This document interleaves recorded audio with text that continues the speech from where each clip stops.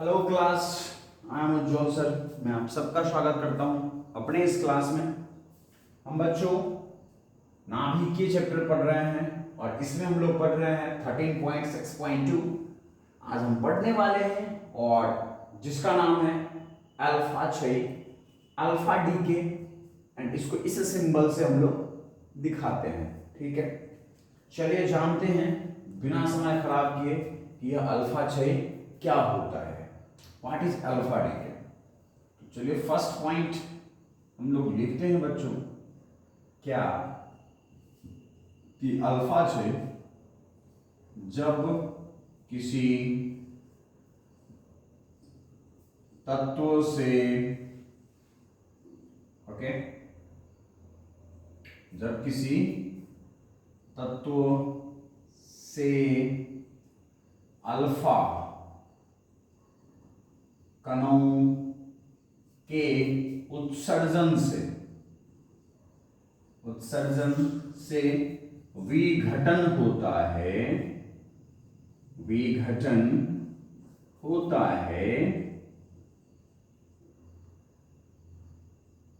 तो उसे अल्फा क्षय कहते हैं भाई साहब। ठीक है, अल्फा क्षय कहते हैं। व्हाट इज अल्फा डी के बच्चों? देखो बहुत ही साधारण सी परिभाषा है, आप इस साधारण सी परिभाषा को समझ सकते हैं। क्या कि जब किसी तत्व, बच्चों कोई एलिमेंट है हमारा, एलिमेंट तो आप जानते हो hydrogen, helium, lithium, beryllium, boron, carbon, nitrogen, oxygen, fluorine, ये सारे क्या है? एलिमेंट्स हैं। पीरियोडिक टेबल में जितने सारे आपको व्यक्ति दिख रहे हैं ना, दैट इज एलिमेंट, है ना।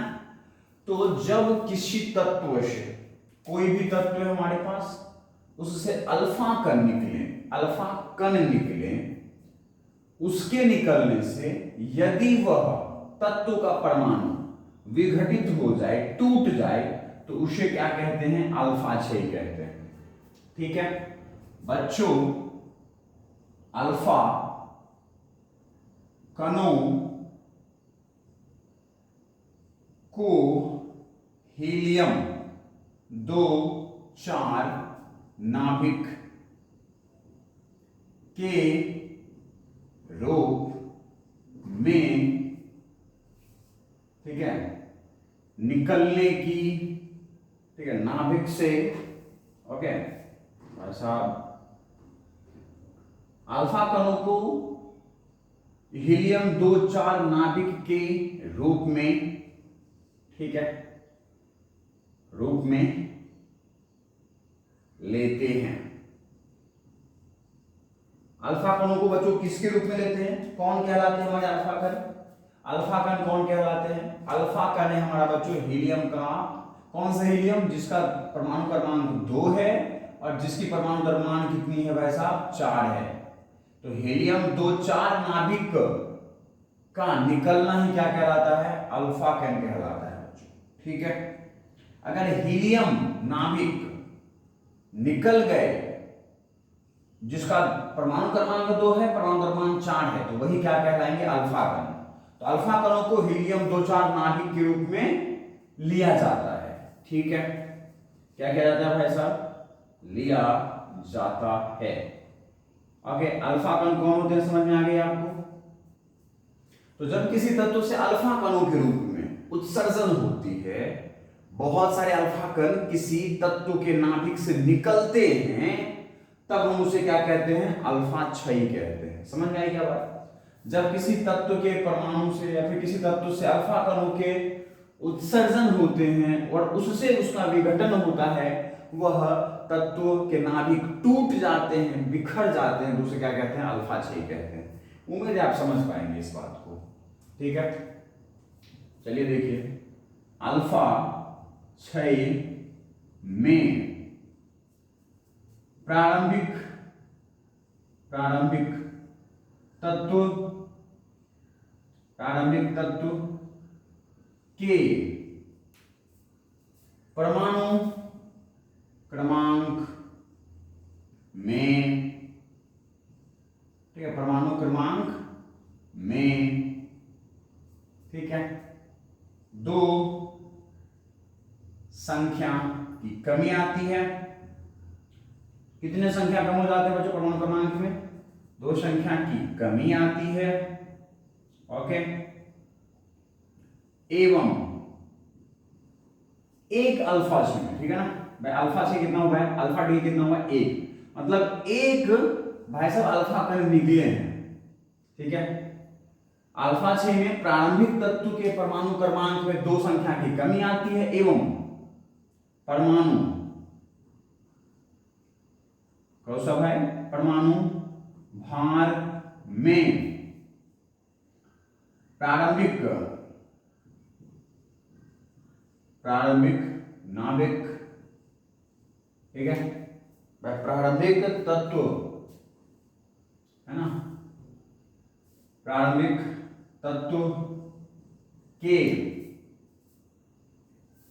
4 संख्या से कमी आती है, ठीक है बच्चों। अल्फा 6 होने से उदाहरण देख लीजिए, व्हाट इज उदाहरण बच्चों, एग्जाम्पल देख लीजिए, समझ में आ जाएगी।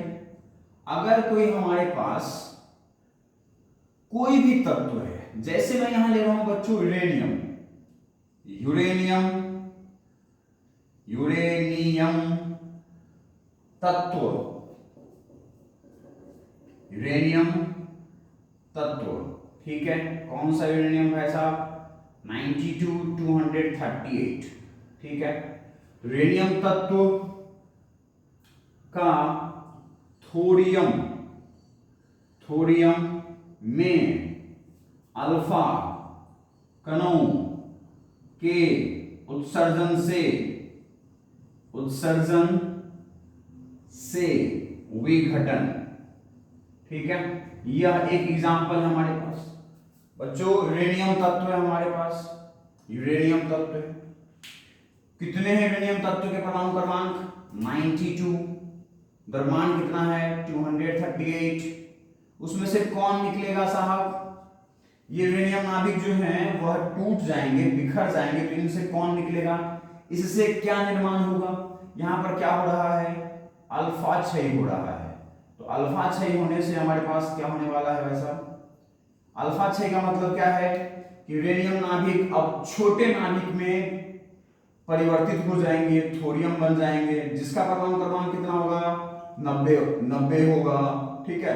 परमाणु क्रमांक कितने हो जाएंगे? 234 हो जाएंगे। प्लस बच्चों एक अल्फा कण निकलने से, अल्फा कण का मतलब क्या है? अल्फा कण का मतलब क्या है कि हीलियम जिसका परमाणु क्रमांक 2 है और द्रव्यमान कितना है? 4, यही क्या है आपका? अल्फा कण है।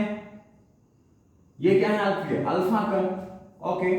और उसके बाद क्या मिलेगा आपको बच्चों? ऊर्जाएं मिलेगी, ठीक है। तो यूरेनियम नाभिक आपका किसमें बिखर गया? थोरियम में। यह नाभिक बच्चों इसमें टूट कर, देखो अधिक परमाणु द्रव्यमान वाले, परमाणु द्रव्यमान कितना था इसका? 238, वो किसी छोटे परमाणु द्रव्यमान वाले है ना नाभिक में टूट गए। यूरेनियम के नाभिक में कितनी द्रव्यमान थी? 238। अब वह टूट गया किसमें? थोरियम में। थोरियम का परमाणु द्रव्यमान कितना बन गया? 234। तो भारी वाले नाभिक के तत्व हल्के नाभिक वाले तत्व में बिखर जाते हैं। कैसे बिखर सकते हैं? अल्फा क्षय करके। उससे अगर एक अल्फा कण बाहर निकल जाए, और ये स्वतः ही निकलते हैं बच्चों, खुद ब खुद। देखो मैंने कुछ नहीं किया। जो भारी नाभिक होते हैं बच्चों, हमने पिछले क्लासेस सब में बहुत पढ़ लिया होगा कि जो भारी नाभिक होते हैं वो अस्थायी नाभिक होते हैं, ठीक है, वो स्थिर नहीं रह पाते, उससे स्वतः ही क्या होता है? उत्सर्जन होता है। ये हमने बच्चों कहां देखा था? रेडियो एक्टिविटी में देखा था, रेडियो एक्टिविटी पढ़ चुके हैं आप।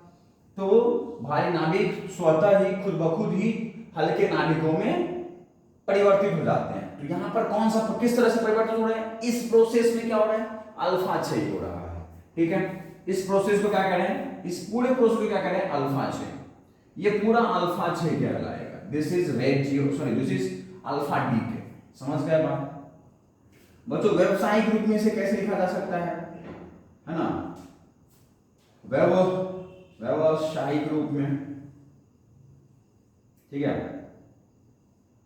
व्यवसायिक रूप में इसे किस तरीके से लिख सकते हैं, ठीक है, या फिर क्या तो व्यापक रूप में किस तरह से लिख सकते हैं भाई साहब, विस्तारित रूप में, है ना, कैसे व्यापक रूप में कैसे लिख सकते हैं आप इसे बच्चों, हम लोग लिख सकते हैं कि अगर कोई नाभिक है हमारे पास, ठीक है बच्चों, जिसका द्रव्यमान कितना था, z था, ठीक है, द्रव्यमान कितना था, a था, वह टूट गया, बिखर गया, क्या बन गया वो बन गया बच्चों y बन गया, द्रव्यमान कितना हो गया इसका, z-2, मतलब जितना भी प्रारंभिक द्रव्यमान था उसमें 2 की कमी आ जाएगी, सॉरी परमाणु क्रमांक में 2 की कमी आ जाएगी, और द्रव्यमान में कितनी की कमी आएगी भाई साहब, 4 की। क्यों कमी आई है, क्योंकि इस वाले से x वाले से कौन निकल गया बाहर, एक हमारे अल्फा कण बाहर निकल गए, कौन निकल गया, अल्फा कण। अल्फा कण क्या है, हीलियम का नाभिक ही क्या कहलाता है, अल्फा कण, ये एक अल्फा कण बाहर निकल गए बच्चों, और कुछ ऊर्जाएं भी मुक्त हो गई, जिसको Q के रूप में देख रहे हैं हम लोग, ठीक है। तो इस तरह से व्यापक रूप में लिखा जा सकता है किसको, अल्फा 6 को। देख लीजिए, आप देख लीजिए भाई साहब, अच्छे से देख लीजिए, कोई दिक्कत। यहां बच्चों, यहां जो हमारा x है वो x क्या है, x क्या है, यहां x, ठीक है, x पितृनाभिक है बच्चों, ठीक है, x पितृनाभिक है, कॉमा भाई साहब ये जो हमारे y है वो क्या है, y पुत्री नाभिक है, ठीक है, पुत्री नाभिक कहते हैं इसे, ठीक है, मतलब जिसका निर्माण हुआ है उसे पुत्री कहते हैं, जिससे बन रहा था, मतलब जो इसका पिता था, इस पिता से ये संतान निकला है ना, इसलिए इसे पितृ नाभिक कह रहे हैं, समझ गए। और ये क्या कहलाते हैं, पुत्री नाभिक। कोई दिक्कत एकदम। एवं जो बच्चों हमारी ये Q है, ये क्या है, विमुक्त ऊर्जा। जब ये नाभिक टूट रहे थे तो कुछ ऊर्जाएं भी बाहर निकली, कुछ ऊर्जाएं बाहर निकली। कोई दिक्कत नहीं है आपको, एकदम समझ पा रहे हैं, बताइए बच्चों, कोई दिक्कत नहीं है, देख लीजिए फटाफट, यहां से आप स्क्रीनशॉट ले सकते हैं, कोई दिक्कत ताकि आप लिख सकते हैं। थोड़े बहुत और हम लोग इसमें थ्योरी ऐड कर लेते तो आप लिख सकते हैं बच्चों, क्या लिख सकते हैं, ये देखिए यहां अल्फा कणों, ठीक है, अल्फा कणों के रूप में, ठीक है, अल्फा कणों के रूप में ऊर्जा विमुक्त होती है, ऊर्जा विमुक्त होती है बच्चों। ये क्या है, Q क्या था हमारा, ऊर्जा, तो यह ऊर्जा किसके रूप में मिलती है, अल्फा कणों के गतिज ऊर्जा के रूप में, अल्फा कणों के गतिज ऊर्जा के रूप में, मैं ऐसा लिख देता हूं, ठीक है, गतिज ऊर्जा, ठीक है, गतिज ऊर्जा के रूप में, ओके, गतिज ऊर्जा के रूप में ऊर्जा विमुक्त होती है, या अल्फा कणों के गतिज ऊर्जा के रूप में ऊर्जा विमुक्त होती है, ठीक है। या फिर बच्चों ये जो Q है हमारा, है ना, ये Q जो है यहां अल्फा कणों के गतिज ऊर्जा के रूप में एवं ऊर्जा के रूप में एवं, ठीक है, एवं मैं थोड़े से ठीक से देता हूं ऐसा, ये लीजिए मैं ऐसे भी सही कर देता हूं, ये तो अपने हाथ में है, ठीक है। यहां अल्फा कणों के गतिज ऊर्जा एवं पुत्री नाभिक के गतिज ऊर्जा के रूप में, ठीक है, गतिज ऊर्जा के रूप में, ठीक है, अल्फा 6 के पश्चात, ठीक है, कुल ऊर्जा प्राप्त होती है, कुल ऊर्जा प्राप्त होती है, ठीक है बच्चों। किस के रूप में ऊर्जा प्राप्त होती है, हमें मिलती है अल्फा कणों की गतिज ऊर्जा के रूप में, पुत्री नाभिक की गतिज ऊर्जा के रूप में। इस तरह से हम क्या कह सकते हैं, अर्थात उत्पाद अर्थात उत्पादों के गतिज, है ना, ऊर्जा के रूप में, ठीक है, ऊर्जा विमुक्त होती है, ठीक है, विमुक्त होती है इनके गतिज ऊर्जा, ठीक है, रूप में, यदि होती है जब जब, है ना, हमारा जो एक्स एक्स क्या हो, स्थिर अवस्था में हो, ठीक है, स्थिर हो, जब स्थिर हो, ये एक्स जो था हमारा वो स्थिर था बच्चों, और यह स्थिर के बाद जैसे ही ये हमारे अल्फा क्षय हुए, जैसे हमारे पास ये पुत्री नाभिक का निर्माण हो गया, वैसे ही पुत्री नाभिक भी बनेगा और हमारे अल्फा कण भी बाहर निकलेंगे और कुछ ऊर्जाएं प्राप्त होंगी। ये जो ऊर्जा है वो किसके रूप में मिल रहा है, इसके गति के रूप में और इसके गति के रूप में, मतलब उत्पाद क्या था, पुत्री नाभिक और अल्फा कण। ये पुत्री नाभिक और अल्फा कण गति करने लगते हैं और गति की ऊर्जा के रूप में ही मुझे इसके टूटने के बाद, इस भारी नाभिक के टूटने के बाद मुझे क्या मिलती है, ऊर्जा प्राप्त होती है। समझ में आ गई, फटाफट एकदम समझ में आ गई, एकदम भाई साहब इसको स्क्रीनशॉट लीजिए और लिख लीजिए, ठीक है, एकदम लिख लीजिए ताकि मैं आगे जो है वो इसके आगे बढ़ूं। बताइए,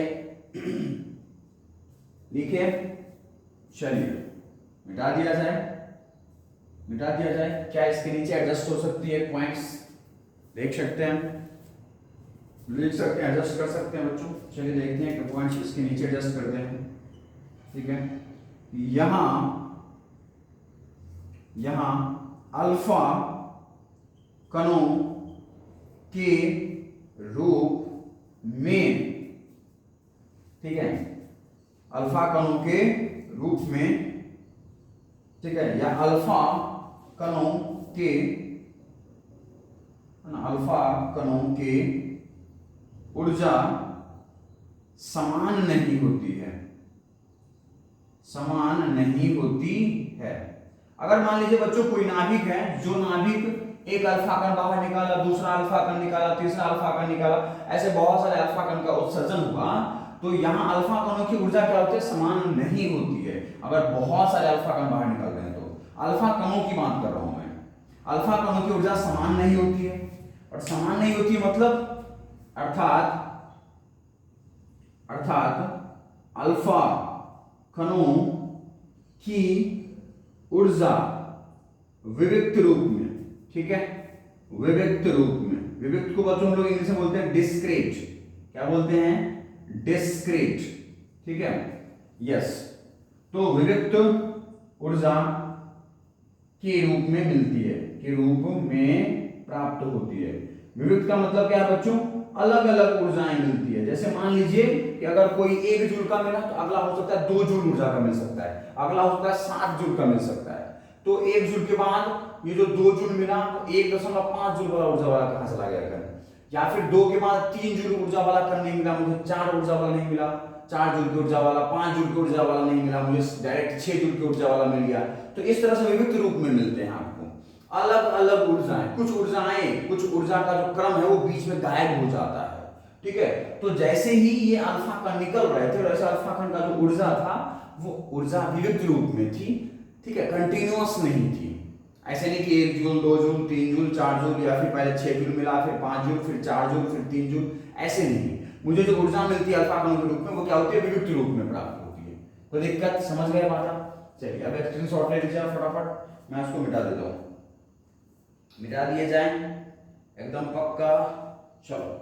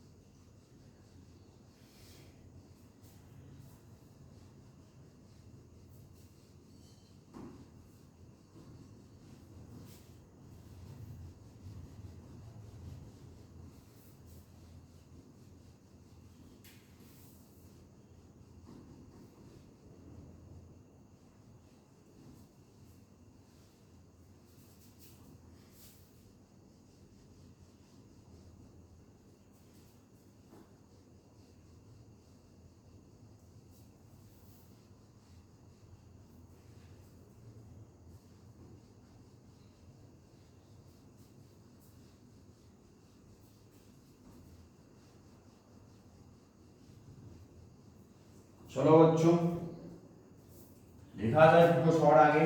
बच्चों एक और लाइन लिख लें हम लोग, क्या कि अल्फा कणों के विविक्त विविक्त ठीक है ऊर्जा के समूहों को, ऊर्जा के समूहों को ऊर्जा स्पेक्ट्रम, क्या बोलते हैं उसे, ऊर्जा स्पेक्ट्रम, ठीक है, यस, है ना,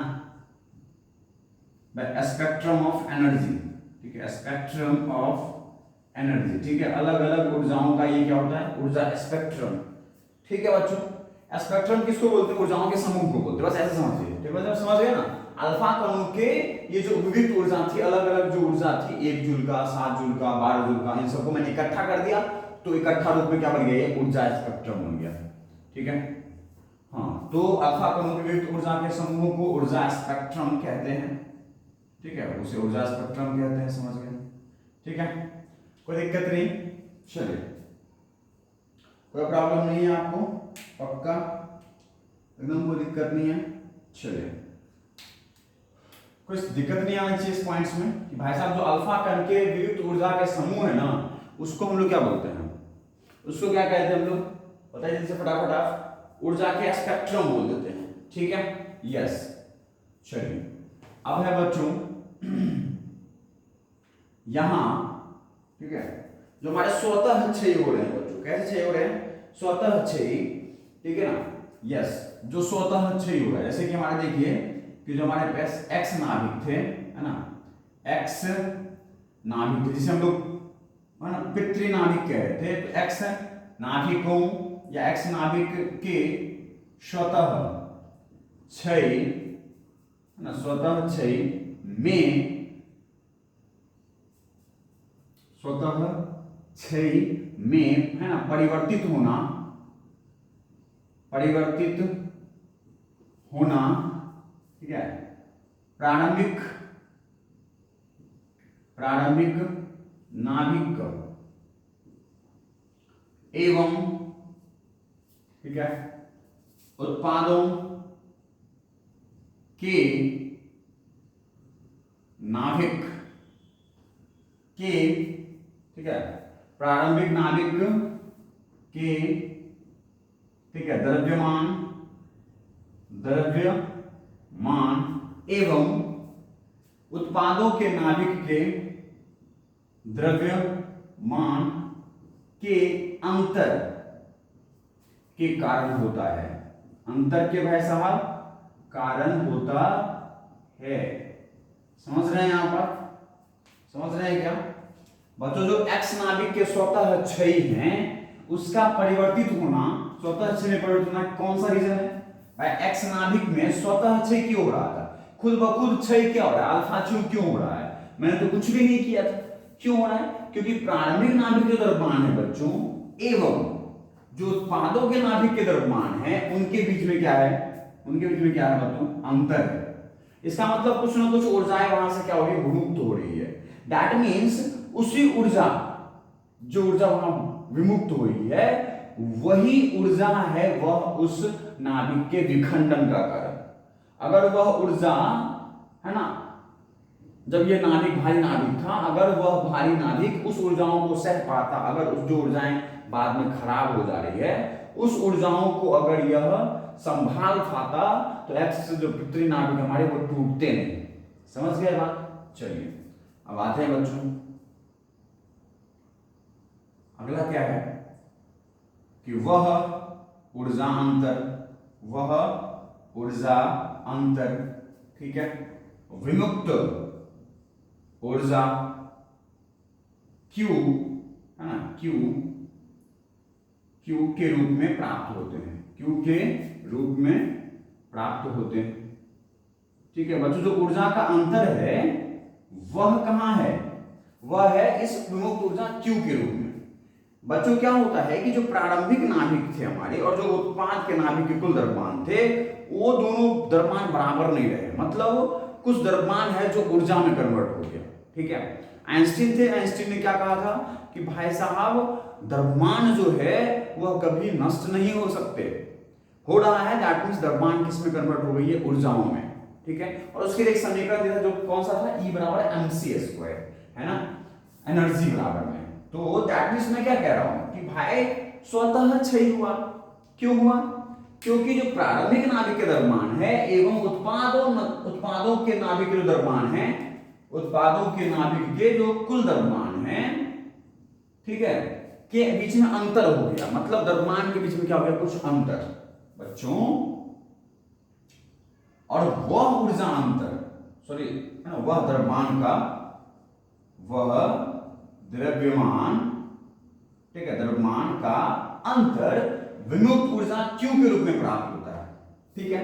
दैट मीन्स बच्चों हमारा अगर द्रव्यमान में अंतर आ रहा था, ठीक है, द्रव्यमान में अंतर, ठीक है, उसको अगर हम लोग डेल्टा M से दिखाएं बच्चों, ठीक है, डेल्टा M से, तो द्रव्यमान में अंतर यही होगा भाई। द्रव्यमान में अंतर को किस दिखाएंगे, अंतर को किस दिखाते हैं, डेल्टा से। किसका अंतर, द्रव्यमान का।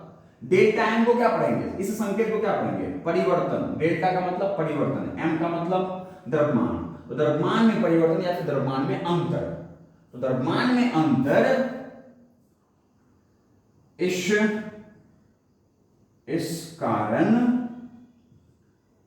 कारण है ना हो रहा है, इस कारण हो रहा है क्योंकि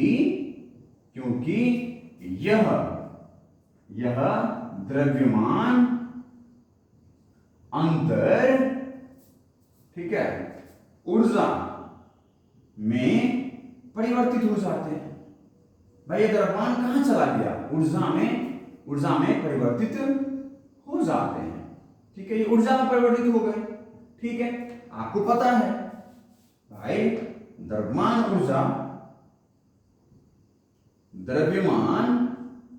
ऊर्जा समतुल्यता समीकरण से क्या पता है, पता है सर जी कि जो द्रव्यमान है वह क्या बन चुके हैं, वह बन चुके हैं हमारे पास E बराबर में mc²। अगर कोई द्रव्यमान बच्चों आपका नष्ट हुआ है तो किस में परिवर्तित हो गया, ऊर्जा में। यह समीकरण आप जानते हैं। यहां ठीक है भाई, यहां कितनी द्रव्यमान आपकी नष्ट हो गई है, यहां डेल्टा M द्रव्यमान से संबंधित ऊर्जा, ठीक है, को, ठीक है, विमुक्त ऊर्जा क्यों कहते हैं। विमुक्त ऊर्जा क्या है, विमुक्त ऊर्जा क्यों कहते हैं, है या नहीं है, ये बात मैंने ऊपर भी लिख दिया था। और ये क्या हो जाएंगे, ये क्या हो जाएगा, ये ऊर्जा कितना प्राप्त होगा, विमुक्त ऊर्जा क्यों क्या होगा बच्चों, प्रारंभिक नाभिक के द्रव्यमान ऊर्जा एवं उत्पादों के द्रव्यमान ऊर्जा के मध्य अंतर के बराबर विमुक्त ऊर्जा प्राप्त होती है, ठीक है।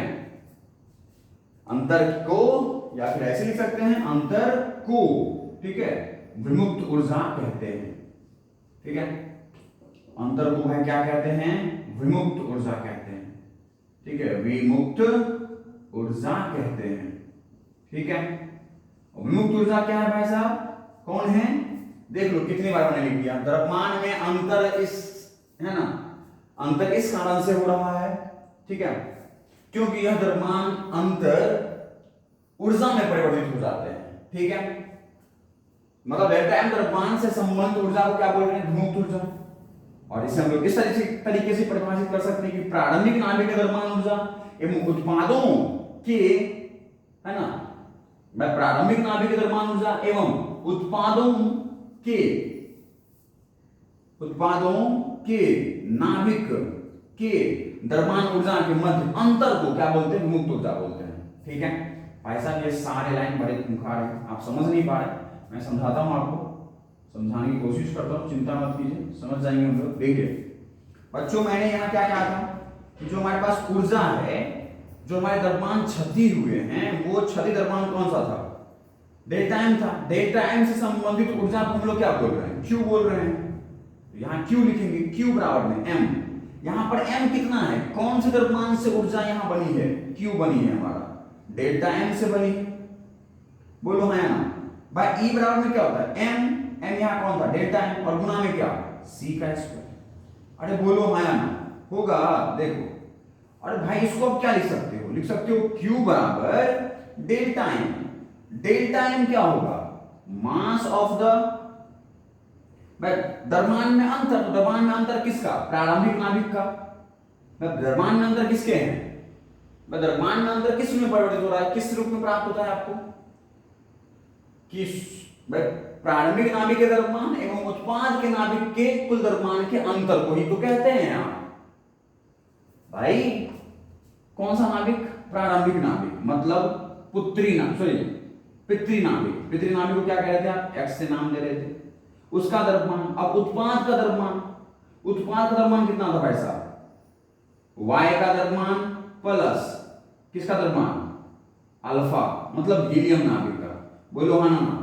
इस दोनों को जोड़ दोगे और इस दोनों को घटा दोगे, ये हो गया प्रारंभिक नाभिक, ये हो गया उत्पाद नाभिक। इन दोनों के द्रव्यमान को जोड़ दोगे, सॉरी घटा दोगे, तो क्या हो जाएगा आपको?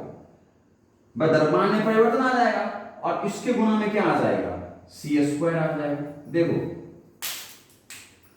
देखो, द्रव्यमान में अंतर, द्रव्यमान में अंतर कितना आएगा? द्रव्यमान में अंतर आएगा प्रारंभिक नाभिक का द्रव्यमान mx, और उत्पादों का द्रव्यमान, उत्पादों का द्रव्यमान कितना है? my plus mhe।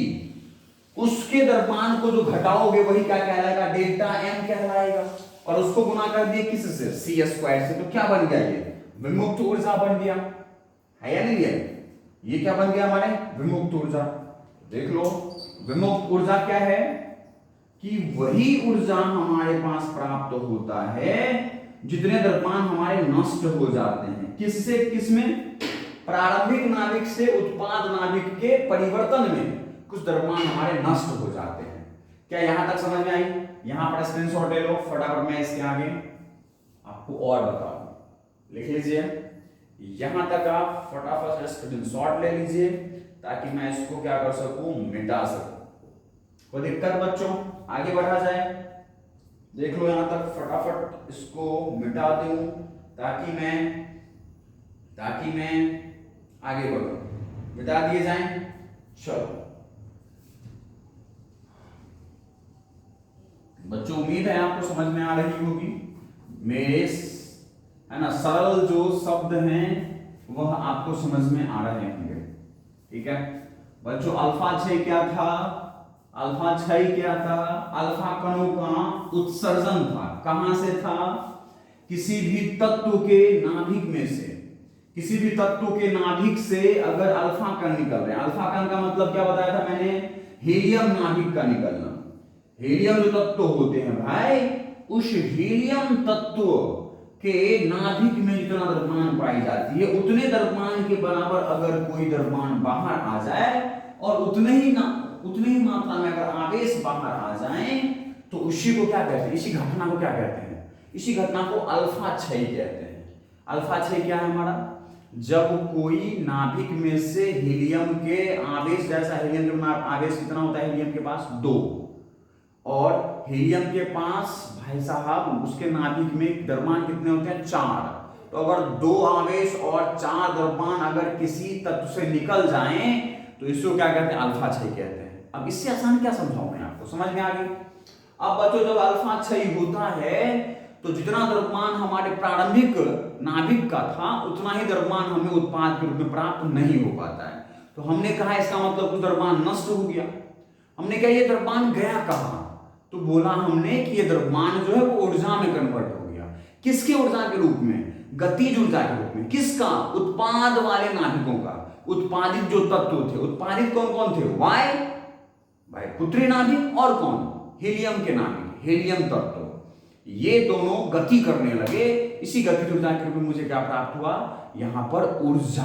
हमने कहा ये ऊर्जा किस कारण से कन्वर्ट, किस कारण से प्राप्त हुआ है, क्योंकि कुछ द्रव्यमान नष्ट हो गए, कुछ द्रव्यमान जो नष्ट हुए थे उसी ने क्या कर दिया, ऊर्जा का निर्माण कर दिया। समझ गए बात?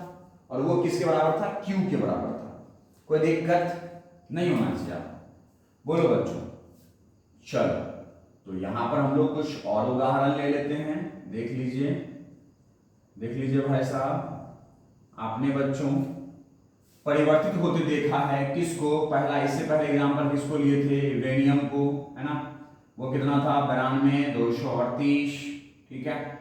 ये टूट गए थे, किसमें टूट गए थे भाई साहब, थोरियम में टूट गए थे, जिसका द्रव्यमान सॉरी परमाणु द्रव्यमान कितना था 90, द्रव्यमान कितना था 234, ठीक है। उसके बाद हमारे पास अल्फा कण बाहर निकल गए थे, बोलो हाँ या ना, और प्लस क्या मिला था मुझे, कुछ ऊर्जाएं मिली थी। कोई दिक्कत? दूसरे एग्जांपल्स क्या है हमारे पास, रेडियम, ठीक है। रेडियम बच्चों, रेडियम, इसका परमाणु क्रमांक 88, द्रव्यमान कितना 226, ठीक है 226। ये किस में कन्वर्ट हो गया बच्चों, रेडॉन में। किसमें परिवर्तित हो गया ये, रेडॉन। ये कौन है, रेडॉन है। ये कौन है, रेडियम है, ठीक है।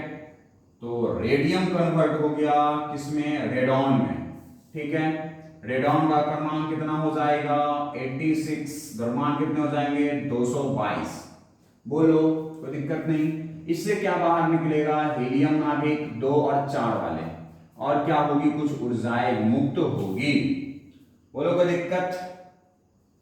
तो ये दो एग्जांपल है बच्चों हमारे किसके, ये हमारे किसके हैं, ये हमारे अल्फा 6 का।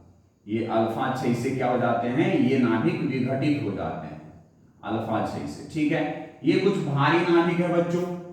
यूरेनियम का द्रव्यमान कितना है 238, रेडियम का कितना है 226।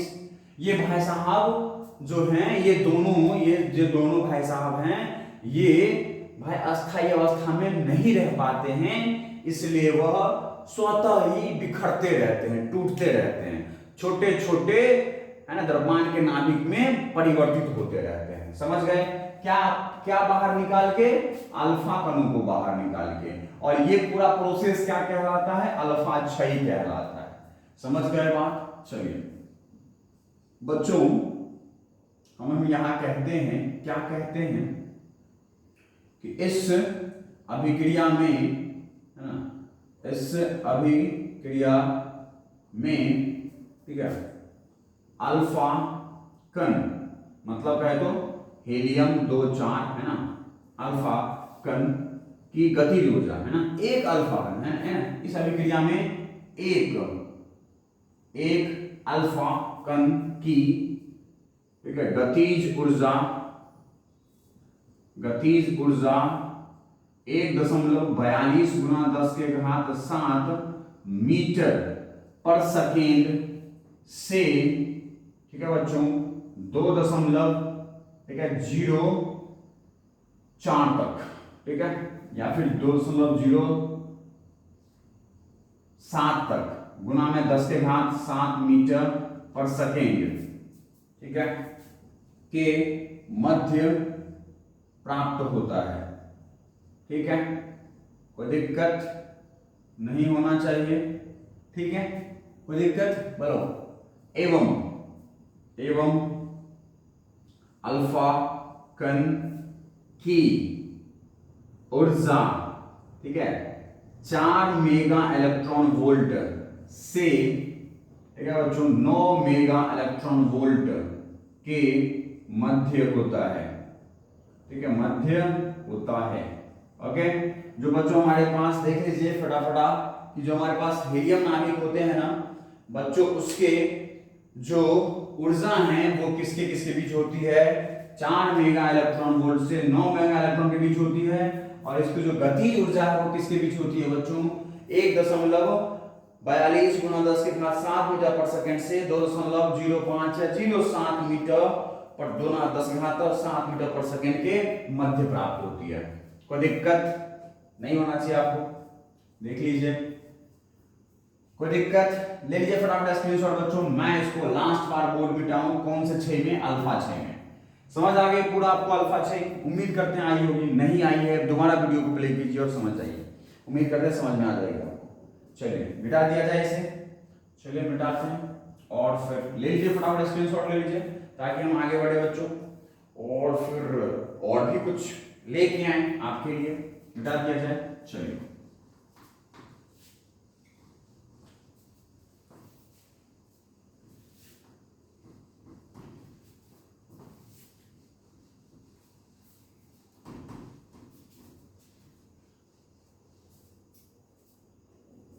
अब आते हैं बच्चों हम लोग कौन से 6 पर, अब आते हैं हम लोग अल्फा से बीटा 6 पर। अल्फा 6 खत्म हो चुकी है, सारी कहानी खत्म हो चुकी है। शायद से मुझे लगता है कि बहुत कुछ आप समझ गए होंगे, नहीं समझ में आई दोबारा वीडियो को प्ले कीजिए, समझ में आपको आ जाएगी।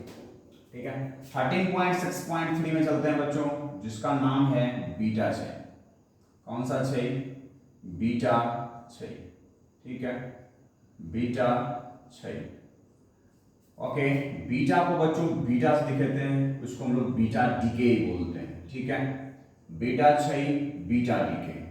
ओके, कोई प्रॉब्लम नहीं। चलिए देखते हैं इसमें क्या होता है, हमें इसमें क्या मिलने वाला है वो देखिए बच्चों। किसी तत्व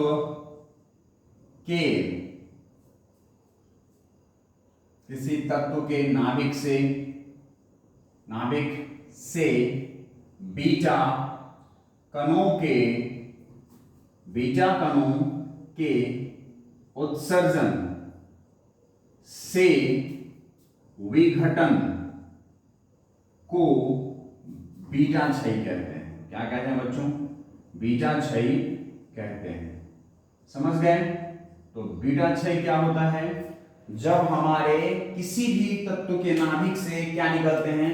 बीटा कण बाहर निकलते हैं। अब सर जी पहले ये बताओ कि बीटा कण क्या होता है। देखिए बता देते हैं, हम आपको बता देते हैं भाई साहब। ये देखिए बीटा कण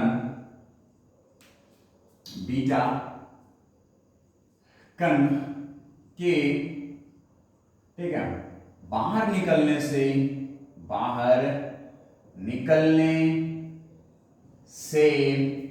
ठीक है, प्रारंभिक नाभिक,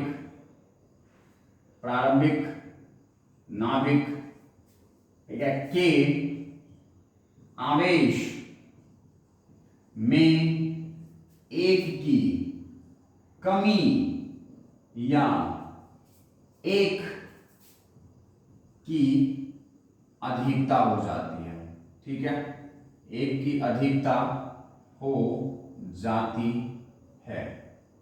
ठीक है, मतलब बीटा करके बाहर निकलने से क्या होता है? प्रारंभिक नाभिक के आवेश में एक की या तो कमी आ जाती है या फिर एक की अधिकता हो जाती है, एक अधिक हो जाता है।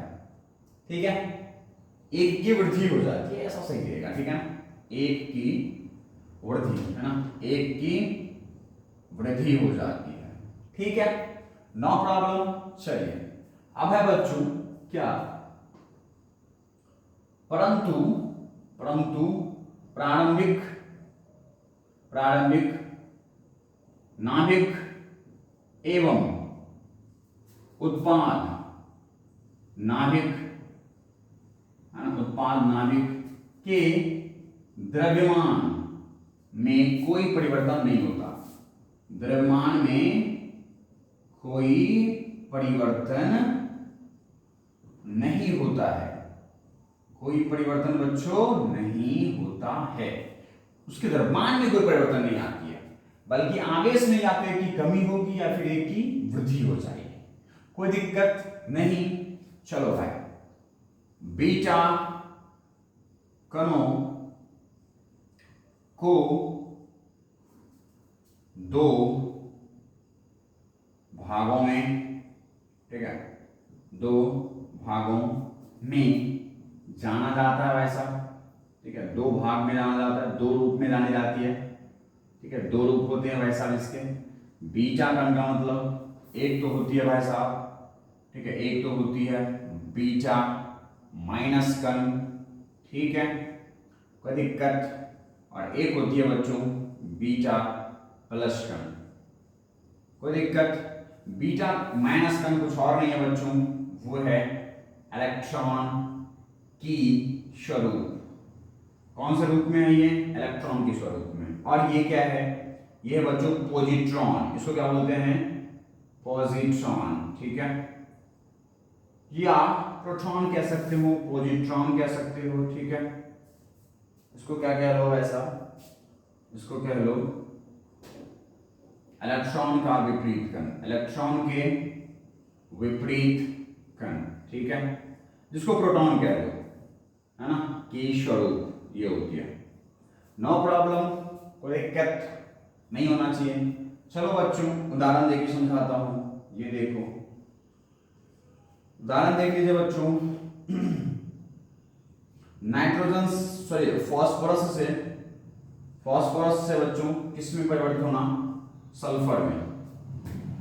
ठीक है बच्चों, फास्फोरस 15 से 32, ओके, और ये 16 से 32। कोई दिक्कत? बच्चों ये कौन सा अच्छा ही होगा? इसमें से जी कौन सा अच्छा ही होगा? बीटा माइनस कण बाहर निकलेंगे या बीटा प्लस कण बाहर निकलेंगे? हमने कहा बच्चों एक की वृद्धि आई है, इसका मतलब है इसमें, है ना, 15 से क्या हो गया है? ये 16 हो गया है। दैट मींस ये बीटा माइनस कण इसमें बाहर निकले हैं बच्चों।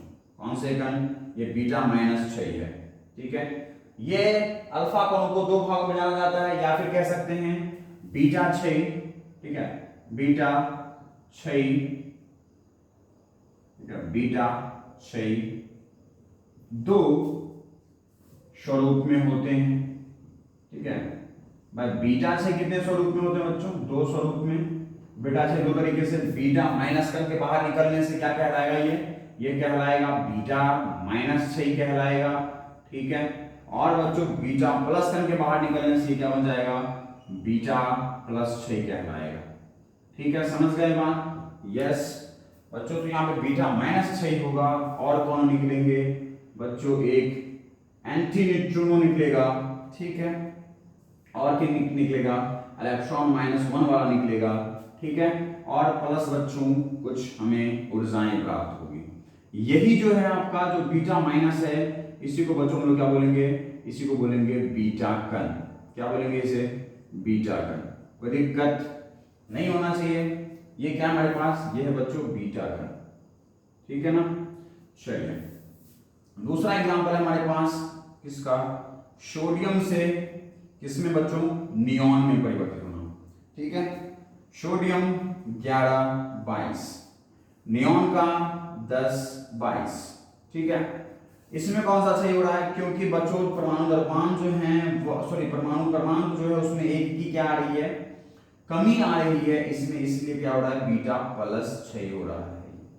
ठीक है, इसमें क्या होगा सर जी? इसमें इलेक्ट्रॉन +1 वाले बाहर निकलेंगे। ठीक है, और एंटी न्यूट्रिनो से न्यूट्रिनो बन जाएगा, और फिर भाई क्या निकलेगा? +Q निकलेंगे। ठीक है, ये क्या है? ये है बच्चों एंटी न्यूट्रिनो। ठीक है, इसको क्या बोलते हैं? Anti neutrino. न्यूट्रिनो ये भी क्या है बच्चों? कण है हमारे पास। ये क्या है? ये हमारे कण है।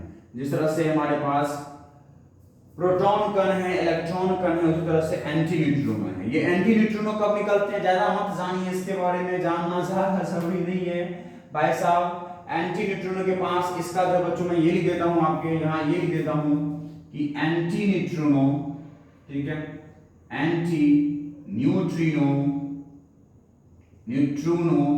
न्यूट्रिनो, ठीक है, हाँ, और इसको क्या बोलते हैं बच्चों? इसको बोलते हैं न्यूट्रिनो। ठीक है, न्यूट्रिनो। ठीक है, न्यूट्रिनो। ओके बच्चों, एंटी न्यूट्रिनो एवं न्यूट्रिनो को एक कण मानते हैं जिसके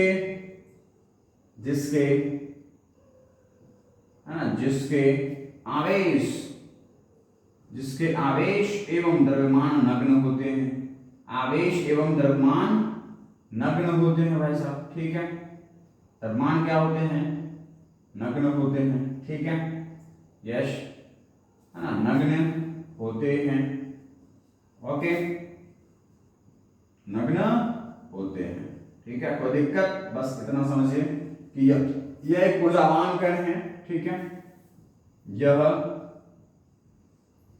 ऊर्जा है ना, ऊर्जा निहित कण है, इसमें ऊर्जाएं होती है, ठीक है, ऊर्जा निहित कण है, लेकिन इसके द्रव्यमान और जो आवेश है वो लगभग नगण्य होते हैं बच्चों, ना के बराबर होती है, समझ गए।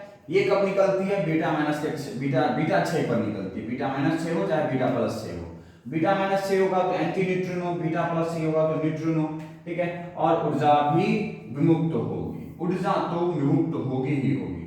कोई दिक्कत, देख लीजिए यहाँ तक समझने में कोई दिक्कत हो तो मुझे बताइए, फटाफट आप स्क्रीनशॉट ले सकते हैं यहाँ से बच्चों, ठीक है, कोई दिक्कत नहीं होना चाहिए आपको, देख लीजिए फटाफट आप यहाँ से स्क्रीनशॉट ले लीजिए ताकि हम लोग आगे बढ़ेंगे और फिर आगे चलेंगे, ठीक है, कोई दिक्कत नहीं होना चाहिए, मिटा दिया जाए। चलो, क्या ये एक लाइन आ सकती है आपके कैमरे में, तो बच्चों लग रहा है कि एक लाइन तो आ सकती है। चलिए मैं एक लाइन यहाँ लगा देता हूँ, एक लाइन क्या लगा सकता हूँ वो देखिए बच्चों, ये लगा सकता हूँ कि बीटा 6 में, ठीक है, बीटा 6 में, क्या बच्चों, बीटा 6 में नाभिक के, ठीक है, बीटा 6 में नाभिक के कण प्रोटॉन एवं न्यूट्रॉन के आपस, ठीक है, या फिर कह दो परस्पर, ठीक है, परस्पर रूपांतरण एक से दूसरे रूप लेते रहते हैं, है ना, तो बीटा 6 में नाभिक के कण प्रोटॉन एवं न्यूट्रॉन के आपस या परस्पर रूपांतरण से बीटा माइनस 6 एवं बीटा प्लस 6, ठीक है, प्राप्त होता है।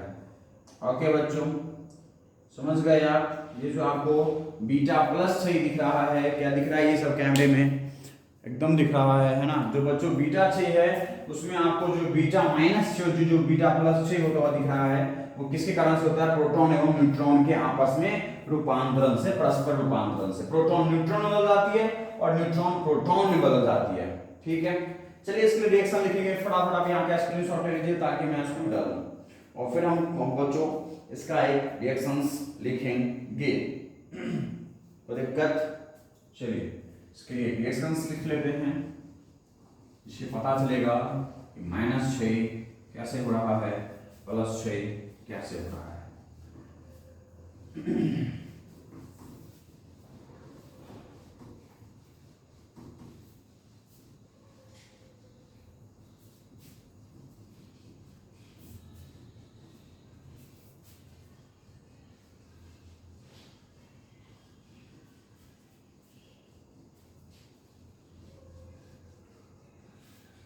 देखिए बच्चों क्या होता है कि जो बीटा कण है वह बच्चों, ठीक है, जो बीटा कण है आपके वो बीटा कण कैसे कैसे होते हैं, बीटा माइनस कण होते हैं एंड बीटा प्लस कण होते हैं, ठीक है बच्चों। जो हमारे पास बीटा माइनस कण है वो क्या होता है, इसका निर्माण कब होता है, बीटा माइनस कण को बच्चों आप ऐसे कह सकते हो इलेक्ट्रॉन -1 0, ठीक है, इसको ऐसे दिखा सकते हो। इसका निर्माण कब होता है बच्चों, जब हमारे पास देखो हमारा, हमने क्या कहा कि न्यूट्रॉन से किसमें कन्वर्ट होते हैं, प्रोटॉन में, ठीक है, और प्रोटॉन से कन्वर्ट होते हैं किसमें, न्यूट्रॉन में।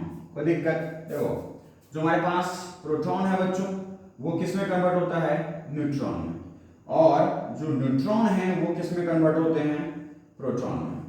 बोलो हाँ या ना, कोई दिक्कत। बच्चों प्रोटॉन के पास आवेश कितना होता है, +1 होता है, ठीक है, द्रव्यमान कितनी होती है, +1 होती है। ओके, एज्यूम करते हैं, मानते हैं, ठीक है। इस तीनों के सापेक्ष में प्रोटॉन, न्यूट्रॉन, इलेक्ट्रॉन को अपने सापेक्ष में द्रव्यमान को और आवेश को हम लोग ऐसे मानते हैं। न्यूट्रॉन के पास बच्चों आवेश कुछ भी नहीं होता, द्रव्यमान को हम लोग +1 मानते हैं, मतलब लगभग इन दोनों का द्रव्यमान बराबर, लगभग बराबर होता है। वैसे प्रोटॉन का द्रव्यमान न्यूट्रॉन के मुकाबले कम होता है, प्रोटॉन का द्रव्यमान न्यूट्रॉन से कम होता है। न्यूट्रॉन ऐसे कण है जिसका द्रव्यमान सबसे अधिक होता है, ठीक है। तो चलो बच्चों, लेकिन सापेक्ष रूप में हम लोग दोनों को बराबर मानते हैं, इसलिए +1 ले लिया, ठीक है। उसके बाद बच्चों अभी के लिए हमारा बैलेंस रहना चाहिए, इधर +1 है, +1 कब होगा, जब यहां पर बीटा प्लस के कण दिखेंगे, ठीक है।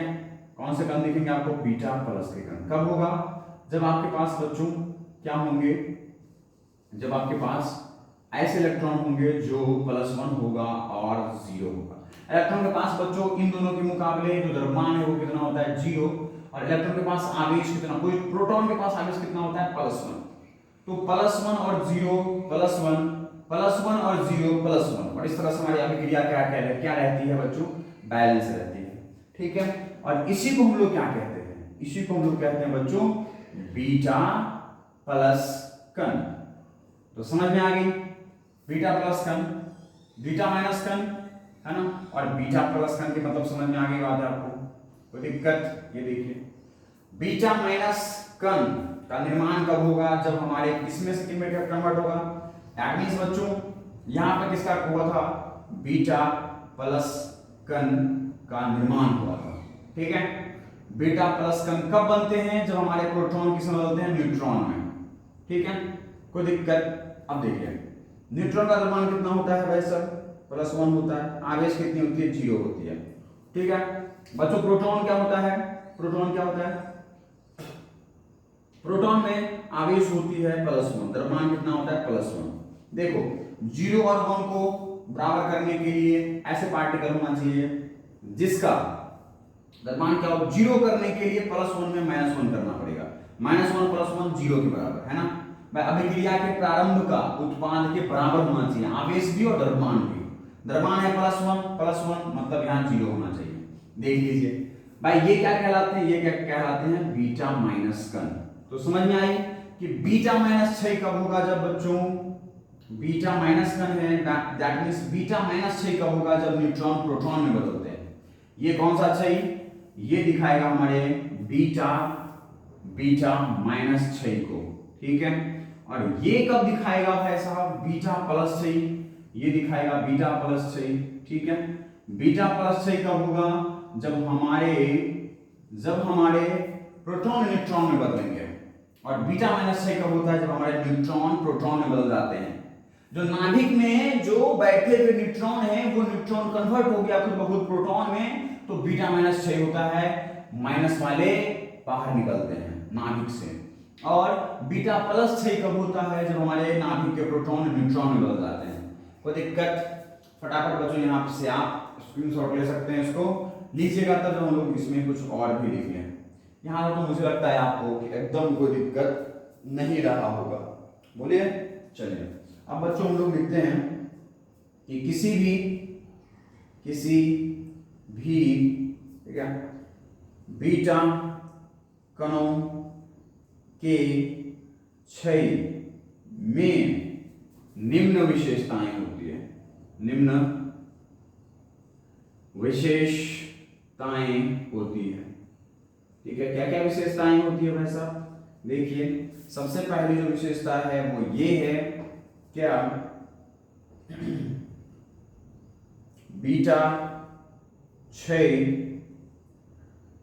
एक सतत ऊर्जा क्षय है, ठीक है।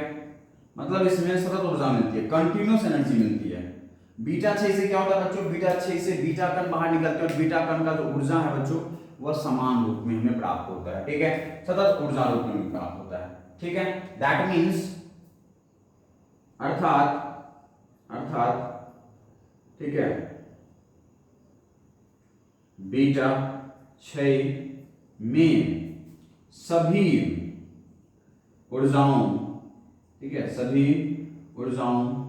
सभी ऊर्जा के कण प्राप्त होते हैं, प्राप्त होते हैं। और हर, ठीक है, हर या फिर क्या तो प्रत्येक, और सभी संभव,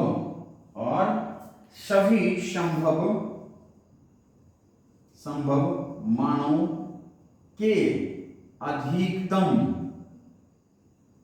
अधिकतम ऊर्जा वाले, ठीक है, बीटा कण प्राप्त होते हैं। ठीक है बच्चों, तो आप अंतर समझ पा रहे हो। अल्फा 6 क्या थे हमारे पास? अल्फा 6 थे हमारे पास विविक्त ऊर्जा 6। ये क्या है? सतत ऊर्जा 6।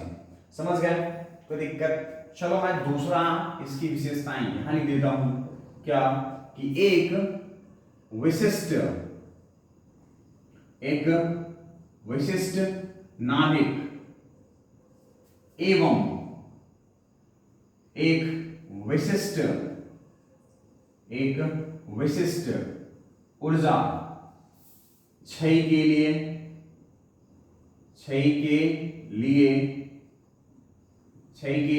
ठीक है, बीटा कणों की संख्या अधिकतम होती है। बीटा कणों की संख्या क्या होती है बच्चों? अधिकतम, ठीक है, अधिकतम होती है। सबसे अधिकतम बीटा कण प्राप्त होते हैं अगर कोई एक विशिष्ट मान का नाभिक लिया जाए और कोई एक विशिष्ट ऊर्जा है ना, उस विशिष्ट नाभिक से विशिष्ट ऊर्जा की बात की जाए तो उस विशिष्ट ऊर्जा में अधिकतम से अधिकतम क्या होते हैं? बीटा कण होते हैं। समझ गए? उस ऊर्जा से संबंध रखने वाले बीटा कण जो है सबसे अधिकतम प्राप्त होते हैं, एकदम अधिकतम प्राप्त होते हैं। समझ गए? ये दो विशेषताएं हमारे बीटा 6 के। लिख लीजिए, फटाफट स्क्रीनशॉट ले लीजिए। और आपकी बीटा 6 भी भाई साहब यही खत्म होती है। कोई दिक्कत? कोई दिक्कत? बोलिए, मिटाया जाए, आगे बढ़ा जाए। चलिए अब आएंगे हम लोग कौन से 6 पे भाई साहब? गामा 6। ठीक है, बीटा 6 भी मैंने आपको उम्मीद है कि अच्छे से समझा पाया होगा। बीटा 6 की अर्थ पता चली होगी, बीटा 6 किसको कह सकते हैं ये समझ में आया होगा। आइए आगे बढ़ा जाए, कुछ और भी प्राप्त किया जाए।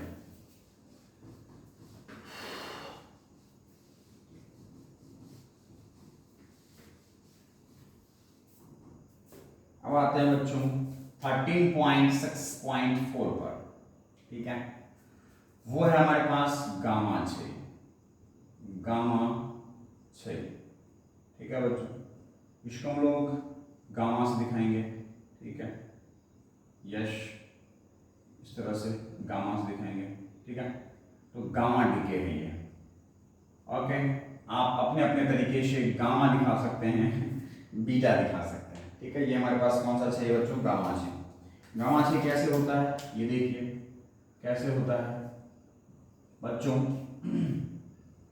जब किसी तत्व से अल्फा 6 या बीटा 6 होते हैं तब वह तत्व, ठीक है, उच्च, जो बच्चों वह तत्व है उच्च ऊर्जा स्तरों में पहुंच जाते हैं। उच्च ऊर्जा स्तरों में क्या हो जाते हैं? पहुंच जाते हैं। ठीक है, क्या हो जाते हैं भाई साहब? उच्च ऊर्जा स्तर में पहुंच जाते हैं, उच्च ऊर्जा स्तर में संक्रमण कर जाते हैं। ठीक है, वह चले जाते हैं। ठीक है, उच्च ऊर्जा स्तरों में संक्रमण कर जाते हैं। ठीक है, कोई दिक्कत? चले जाते हैं। मुझे लगता है कि इसमें कोई दिक्कत होगा आपको। भाई उच्च ऊर्जा स्तरों में क्या कर जाते हैं? ये संक्रमण कर जाते हैं बच्चों, चले जाते हैं। उच्च ऊर्जा स्तर से हमें इसे कहाँ लाना होता है? नीचे लाना होता है। ठीक है, जब किसी तत्व से अल्फा 6 या बीटा 6 द्वारा वह तत्व उच्च ऊर्जा स्तरों में संक्रमण कर जाते हैं, ठीक है, तब वह तत्व, ठीक है, उत्तेजित ऊर्जा स्तरों से, उत्तेजित ऊर्जा स्तरों से, ठीक है, प्रारंभिक ऊर्जा स्तर में आना चाहते हैं,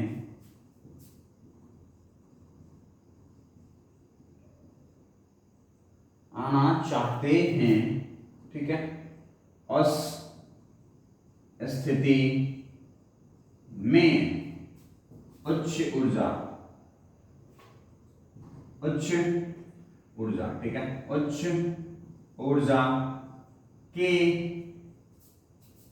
उच्च ऊर्जा के कणों का उत्सर्जन होता है। कणों का क्या होता है बच्चों? उत्सर्जन होता है, ठीक है। केवल ऊर्जाएं होती है उसके पास, ना आवेश होती है ना द्रव्यमान होता है, ठीक है भाई साहब, समझ गए? केवल उच्च ऊर्जाएं होती है। उसमें उच्च ऊर्जा के कण क्या होते हैं? उत्सर्जित होते हैं। कोई भी बच्चों नाभिकता हमारे पास, जैसे हम लोग एग्जाम्पल ले सकते हैं, देख लीजिए, उदाहरण देख लीजिए, ठीक है। मैं एक लाइन और लिख सकता हूं इसके परिभाषाओं में, है ना। उच्च ऊर्जा के कण उत्सर्जित होते हैं इस क्षय को, है ना, इस कणों के उत्सर्जन को,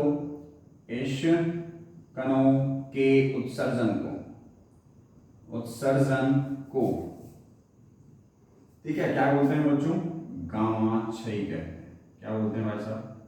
गामा क्षय कहते हैं, ठीक है, गामा क्षय कहते हैं। नो प्रॉब्लम, कोई दिक्कत?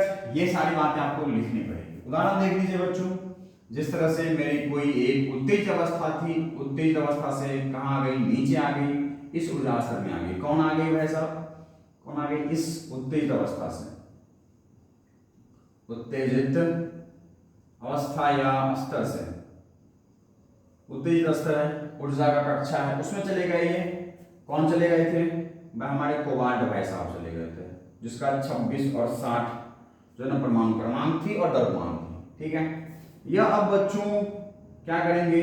लगातार गामा क्षय करेंगे, ठीक है, यह गामा क्षय करेंगे, ठीक है। इसमें हमारे कुछ ऊर्जाएं बाहर निकलेगी, इस अल्फा क्षय में अल्फा कण बाहर निकलेंगे, सॉरी गामा कण बाहर निकलेंगे। गामा क्षय में कैसे कण बाहर निकलेंगे बच्चों? गामा कण बाहर निकलेंगे, जो कि कितना निकलेगा? 1.17 मेगा इलेक्ट्रॉन वोल्ट के एक कण बाहर निकलेगी। देखो इतना मेगा इलेक्ट्रॉन वोल्ट की ऊर्जा वाला कण बाहर निकलेगा बच्चों। फिर ये दोबारा एक और कण, ठीक है ना, ये दोबारा एक और गामा कण बाहर निकालेंगे, जो कि किस ऊर्जा का होगा बच्चों? 1.33 मेगा इलेक्ट्रॉन वोल्ट का होगा। और ये करके बच्चों वह अब कहां चले जाएंगे? किसमें कन्वर्ट हो जाएंगे बच्चों? यह हो जाएंगे निकल, इसमें निकल तत्व में कन्वर्ट हो जाएंगे, कोई दिक्कत? और यह बन जाएगा बच्चों क्या? निकल बन जाएगा, जिसका परमाणु क्रमांक कितना होता है? 27 और द्रव्यमान कितना होता है? 60, ठीक है। ये निकल बन जाएगा। ये हमारा पहला उदाहरण था, ठीक है बच्चों। इसकी निम्न ऊर्जा स्तर थी, ठीक है, निम्न ऊर्जा स्तर था। उस ऊर्जा स्तर से वो कहां चले गए थे? उत्तेजित ऊर्जा अवस्था में। क्या करके भाई साहब? ये बच्चों बीटा माइनस 6 करके। कौन सा सही है ये? Beta minus 6। ये देखिए बीटा माइनस 6 से बच्चों कहां चले गए थे? उत्तेजित अवस्था ऊर्जा स्तर में चले गए थे। फिर ये है उससे निम्न ऊर्जा स्तर में आए, ठीक है, निम्न ऊर्जा स्तर में आए बीटा माइनस 6 द्वारा। उत्तेजित और बीटा माइनस का 6 किया ना बच्चों, तो ये क्या हो गए? जो हमारे भाई यह उत्तेजित अवस्था है, ऊर्जा स्तर है, देखो जो हमारे कोबाल्ट थे उसने बीटा माइनस 6 किया और कहां आ गया भाई साहब? उत्तेजित ऊर्जा, है ना, उत्तेजित ऊर्जा स्तर में। ये वाले हैं उत्तेजित ऊर्जा स्तर, ठीक है। और इसमें से फिर ये क्या किए? कुछ अल्फा कण बाहर निकाले, कुछ ऊर्जा के कण बाहर निकाले। और ऊर्जा के कण पहली बार उसने कुछ ऊर्जा बाहर निकाली, काम नहीं बना। फिर से कुछ ऊर्जा का कण बाहर निकाला, अब काम बन गया और आ गया अपने निम्न ऊर्जा स्तर में। और क्या बन गया? ये निकेल 2760। बीटा माइनस 6 किया था, बीटा माइनस 6 करने से ये क्या बनना चाह रहा था? कोबाल्ट से निकल में परिवर्तित होना चाह रहा था। बीटा माइनस 6 मैंने अभी भी बताया था कब होगा? बीटा माइनस 6 कब होगा? आप बताइए बीटा माइनस 6 कब होगा? जब हमारे भाई साहब न्यूट्रॉन कन्वर्ट होंगे किसमें, प्रोटॉन में, तो हमारे पास कौन सा चाहिए होगा, बीटा माइनस चाहिए होगा। ठीक है, देख लीजिए भाई साहब, न्यूट्रॉन से प्रोटॉन कन्वर्ट हो गया। प्रोटॉन का क्या होता है, +1 एंड +1। न्यूट्रॉन का क्या होता है, 0 एंड +1। ये देखिए +1 -1 0 बना दिया, +1 एंड 0, कोई दिक्कत। तो बच्चों बीटा माइनस 6 कब होता है, जब हमारे पास न्यूट्रॉन प्रोटॉन में कन्वर्ट होते हैं, और न्यूट्रॉन प्रोटॉन में कन्वर्ट होते हैं तो क्या हो जाता है, एक संख्या से आवेश में वृद्धि हो जाती है, आवेश में वृद्धि, कोई दिक्कत। ध्यान रखिएगा, बीटा -6 में आवेश में वृद्धि होती है, और बीटा +6 में क्या होती है, बीटा +6 में, है ना, एक संख्या से प्रारंभिक, ठीक है, प्रारंभिक नाभिक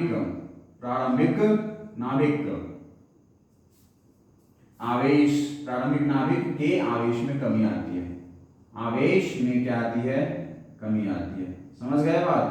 यस, हो सकता है पिछले वाले टॉपिक में नहीं बताया हो, अभी समझ लीजिए, नोट करके लिख लीजिए। ठीक है, और इसे आप मेन थ्योरी के लाइन में लिख दीजिएगा। ठीक है, मेन थ्योरी के लाइन में लिख सकते हैं कि बीटा +6 में एक संख्या से प्रारंभिक नाभिक के आवेश में कमी आती है, और बीटा -6 से प्रारंभिक नाभिक के एक संख्या से आवेश में वृद्धि होती है।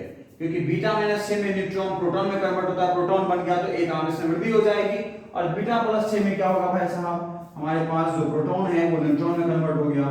ठीक है, तो हमारे पास प्रोटॉन था वो किसमें कन्वर्ट हो गया, न्यूट्रॉन में। प्रोटॉन की आवेश कितनी होती है, +1, द्रव्यमान कितना है, +1। न्यूट्रॉन का आवेश कितना है भाई साहब, 0 +1। ठीक है, इस स्थिति में आपको पता है +1 को +1 करने के लिए क्या हो जाएगा, इलेक्ट्रॉन +1 बाहर निकलेगा, और +1 को बराबर रखने के लिए 0 बन जाएगा। ठीक है ना, तो ये आपको पता है ना। तो इसका मतलब बीटा प्लस कण बाहर निकले हैं, इसलिए कैसा हो जाएगा, बीटा -6 हो जाएगा। ठीक है ना, यस, या फिर बीटा माइनस कण बाहर निकले हैं, है ना। तो बीटा माइनस कण के बाहर निकलने की स्थिति में क्या होगा, बीटा +6 होगा, है ना। ये कौन सा चाहिए भाई साहब, बीटा +6 है, और यह कैसा है, यह हमारे पास बीटा -6 है ना। ये क्या था हमारे पास, बीटा -6 था, है ना। यस, समझ गए आप? चलिए आ सकते हैं, नोट करके लिख लीजिएगा, और इसे मेन थ्योरी में बीटा 6 के मेन थ्योरी में लगा दीजिएगा। ठीक है, क्या पहला एग्जांपल मिल गया बच्चों। तो बीटा -6 द्वारा आपको समझ में आ गई, गामा 6 इतना ही था बच्चों, गामा 6 इतना ही था। क्या था कि जब अल्फा 6 या फिर बीटा 6 करके कोई भी तत्व जो है ना वो उच्च ऊर्जा स्तर में चले जाते हैं, और उच्च ऊर्जा स्तरों से फिर वो जो है ना निम्न ऊर्जा स्तर में आना चाहते हैं। ठीक है ना, प्रारंभिक ऊर्जा स्तर में आना चाहते हैं, निम्न ऊर्जा स्तर में आना चाहते हैं, तो उस स्थिति में वह उच्च ऊर्जा के कणों का उत्सर्जन करते हैं। कण, एक ही कण हम देख रहे हैं, 2 बार 6 कर रहे हैं, तो उच्च ऊर्जा के कणों का उत्सर्जन करते हैं। इस कणों के उत्सर्जन को क्या बोलते हैं, गामा 6 कहते हैं। तो दैट मींस यह भी लिख सकते हैं भाई साहब यहां से हम लोग क्या, ठीक है, कि किसी उत्तेजित है ना नाभिक से उच्च ऊर्जा के कणों का उत्सर्जन, ठीक है, गामा 6 क्या कहलाते हैं भाई साहब, गामा 6 कहलाते हैं। ठीक है, ये लीजिए मैंने भाई साहब एक और लिख दिया आपके लिए। ठीक है, देखिए आपके लिए मैंने एक और लिख दिया, लीजिए, कोई दिक्कत। पहला उदाहरण आपको मैंने दे दिया बच्चों, इसमें दूसरा उदाहरण ले सकते हैं आप, जिस तरह से क्या होते हैं, जैसे मान लीजिए हमारे इस तरह से 6 होते हैं, किसका बच्चों, मान लीजिए मैग्नीशियम का। बीटा -6 से उत्तेजित अवस्था में पहुंच जाता है कौन, हमारे मैग्नीशियम। ठीक है, मैग्नीशियम का परमाणु क्रमांक कितना होता है भाई साहब, बताइए जल्दी से, 12 होता है। ये बात तो पता होगा आपको, 12 27। ये किस में कन्वर्ट होते हैं बच्चों, एल्युमिनियम में। ठीक है, परमाणु क्रमांक 13, द्रव्यमान 27। ओके, दूसरा एग्जांपल, मैंने दूसरा एग्जांपल भाई साहब देख लीजिए, दूसरा एग्जांपल आप बना लीजिएगा। पहला एग्जांपल आप इससे बनाइएगा, दूसरा एग्जांपल आप इससे बनाइएगा, और आप अलग अलग फिगरों में दिखाइएगा, एक ही फिगर में मत दिखा लीजिएगा, मैं एक ही फिगर में दिखा रहा हूं। समझ गए बात। बीटा -6 करके मैग्नीशियम पहुंचता है उत्तेजित ऊर्जा स्तर में, फिर वो है ना, गामा कण करते हैं, हमारे एल्युमिनियम के लिए कितना निकलता है भाई साहब, सॉरी जब हमारे मैग्नीशियम पहुंचते हैं, मैग्नीशियम से कितना निकलता है, मैग्नीशियम से कितना ऊर्जा निकलता है, तो बच्चों निकलता है 1.015 मेगा इलेक्ट्रॉन वोल्ट निकलता है, ठीक है। और फिर एक और उससे भी निकलती है मैग्नीशियम, एक और गामा किरणें बाहर निकालती है, वो है कितना 0.8, ठीक है 0.875, ठीक है मेगा इलेक्ट्रॉन वोल्ट। इतनी ऊर्जाएं बच्चों बाहर निकालती है और तब जाके क्या बन जाती है, एल्युमिनियम बन जाता है। दो अलग अलग फिगर में आप बना लीजिएगा, कोई दिक्कत। तो बच्चों आज की क्लास इतना ही, मुझे उम्मीद है कि आपको समझ में आई होगी गामा क्षय क्या होता है और गामा क्षय में क्या होता है, स्वाभाविक बात क्या है। बोले कोई दिक्कत, फटाफट आप स्क्रीनशॉट ले लीजिए ताकि मैं ऐसे है ना मिटा सकूं और आप भी घर जा सके, मैं भी घर जाऊं, मैं भी अब जा सकता हूं, है ना। यस, छुट्टी का टाइम आ गया भाई साहब, छुट्टी हाँ बुट्टी ठीक है। थैंक यू बच्चों, thank you to watch my this video. आपने आनंद लिया होगा, पढ़ाई किया होगा, ठीक है, समझे होंगे। नहीं समझते हैं आप, कोई परेशानी है आप कमेंट कर सकते हैं, कोई दिक्कत नहीं है। तो ढेर सारे दबा करके लाइक कीजिए, है ना, एंड ढेर सारी खुशियां बांटिए, ठीक है। जितने अधिक से अधिक लोगों तक हो सकते हैं उज्ज्वल सर का प्रचार कीजिए, है ना।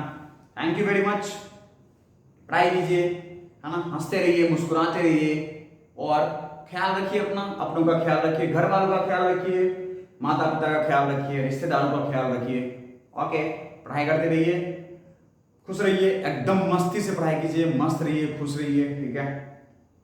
तकलीफें बहुत सारी है, हजारों तकलीफ है, तकलीफों को लेकर के अगर दुखों के साथ बैठ जाएंगे, रोने बैठ जाएंगे हम लोग, तो शायद से जो है ना हमारा जीवन रुक जाएगा। और जीवन रुकने का नाम है मतलब कुछ नहीं, है ना, मतलब गाड़ी जो हमारा जीवन का है वो है चलती का नाम, ठीक है।